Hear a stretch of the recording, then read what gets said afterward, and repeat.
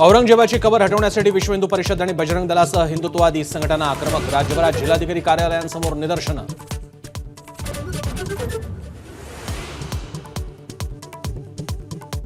औरंगजेबाच्या कबरीला पुरातत्व खात्याचं संरक्षण दिल्यानं राज्य सरकारला संरक्षण द्यावं लागतं. फडणवीसांचं स्पष्टीकरण. मात्र औरंगजेबाचं उदात्तीकरण होणार नसल्याचं ठणकावलं.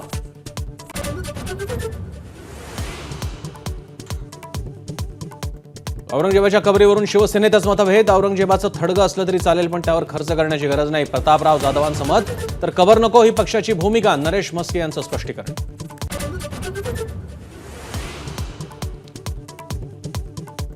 औरंगजेबाची कबर हटवण्यासाठी GR काढा. कुणी अडवलाय? संजय राऊतांचं आव्हान. तर औरंगजेबाची कबर खोदण्याआधी तुम्ही केलेल्या पापाची कबर खोदा. वडेट्टीवारांचा टोला.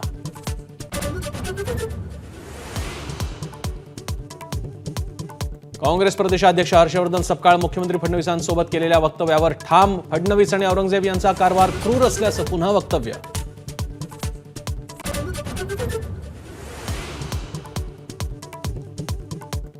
काँग्रेस प्रदेशाध्यक्ष हर्षवर्धन सपकाळांच्या फडणवीसांवरील टीकेचे विधान परिषदेत पडसाद. भाजपा आमदारांकडून गुन्हा दाखल करून कारवाईची मागणी.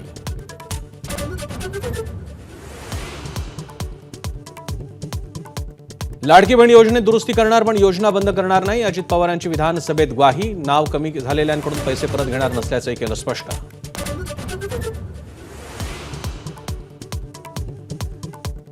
शिंदखेड्यातल्या धरणात जमीन जात असल्याचं भासवून मंत्री जयकुमार रावल यांनी तब्बल 2.5 कोटी हडपले. माजी आमदार अनिल गोटेंचा पत्रकार परिषदेत गंभीर आरोप.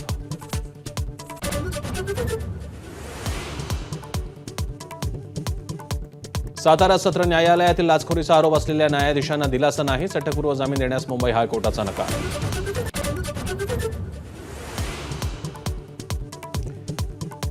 बीडमधील शिक्षक आत्महत्या प्रकरणी गुन्हा दाखल करून घेण्याचे जिल्हाधिकाऱ्यांचे पोलिसांना आदेश. संस्था चालकांवर आत्महत्येस प्रवृत्त करण्यासह किमान वेतन कायदा डावलल्याचाही गुन्हा होणार दाखल.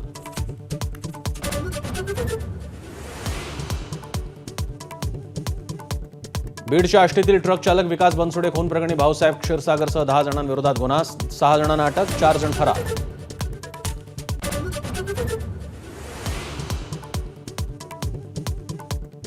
शिवजयंतीनिमित्त भिवंडीकरांचं जनतेच्या राजाला आगळं वेगळं अभिवादन. छत्रपती शिवरायांच्या मंदिराचं मुख्यमंत्र्यांच्या हस्ते लोकार्पण. तातडीनं तीर्थक्षेत्राचा दर्जा जाहीर.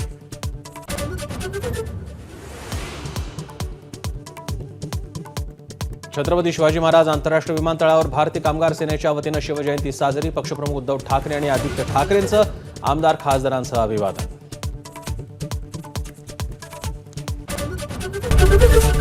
एबीपी माझा, उघडा डोळे बघा नीट.